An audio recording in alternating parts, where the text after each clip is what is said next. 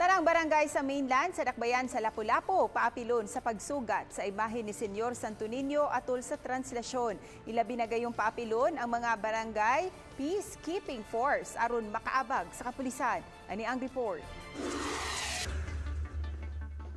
Ginauman nga mudag sa ang bagang duod sa mga libuto nga mosugat sa imahe ni Senyor Santo Niño atol sa Traslacion pag-abot ini sa dakbayan sa Lapu-Lapu. Busa karon pa lang gipangandama na kini sa kamhanan sa syudad sa Lapu-Lapu.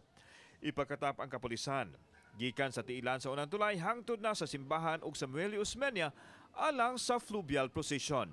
Magbutang usab og mga dagkong screen sa gawas nga katan-awan sa mga libuto nga dili makasulod sa simbahan.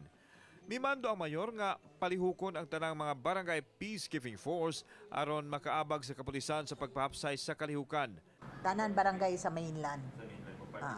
Mo participate. Ang akong boto sa botang sa mga tanod. Matod sa mayor nga excited na ang mga punganon nga mosugat sa balaang bata.